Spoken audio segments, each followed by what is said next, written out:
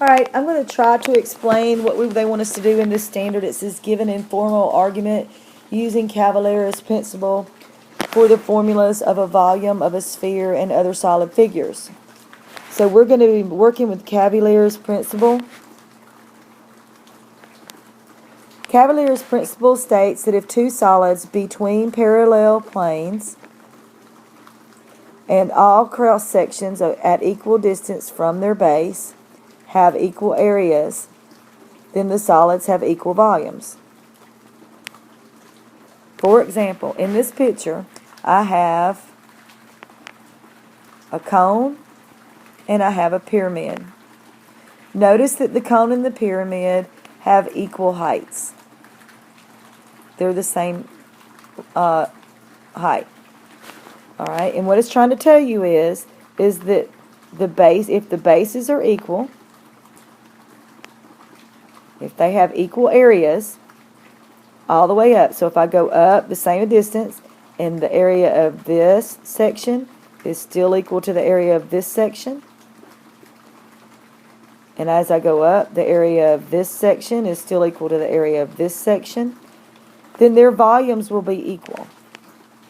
So all we've got to know is that if we take cross sections and the areas are equal in those cross sections, then the volumes will be equal. Here's another example. Notice this is a right prism because it's standing straight up. This is called an oblique prism because it's slanted. Both have the same height. The area of this base is equivalent to the area of this base. And if I go up any amount in the area of the bases in the cross sections at that same amount I've gone up are still equal, then the volume of both of the prisms are equal. That's Cavalier's principle. Let's look at another example. Here I have triangular prisms. Again, this one's vertical, so it's called right. This one is slanted, so it's called oblique. The bases are equal.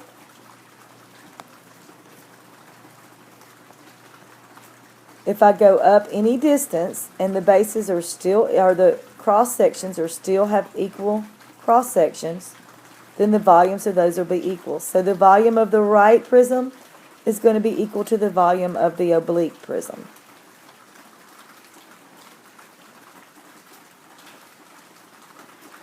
Here's something different. What I've done is I've taken this pyramid and I've rearranged it. I take the area of the base here is going to be still equal to the area there. All I've done is rearrange it and move it. The next section, the second section, is just moved so they have the same areas. The third sections, all I've done is move them. I haven't changed the amount of space it occupies as same areas. So even though these shapes look kind of different, any section that I take out is going to be equal. So according to Cavalier's principle, these three-dimensional solids have equal volumes by Cavalier's principle.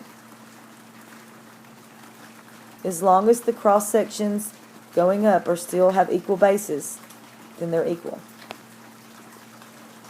Here's a physical example. If I take a stack of CDs and I slide them so that they're oblique, I have not changed the volume from the original volume. All I've done is slide it and change the shape. So according to Cavalier's principle, these two stacks of CDs have equal volumes.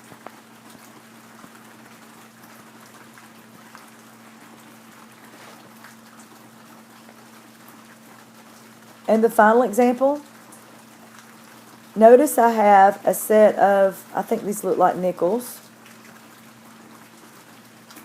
Would Cavalier's principle say that the volumes are the same? The heights are the same. The cross sections are the same. So the nickels would have equal volume. Same way with the dimes.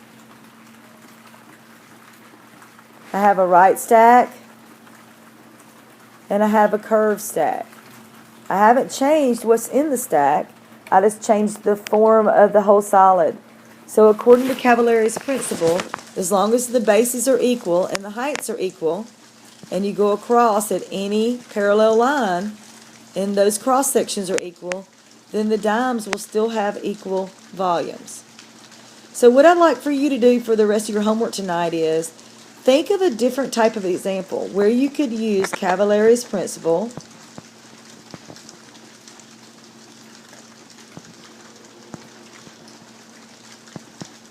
to prove that the volumes are the same.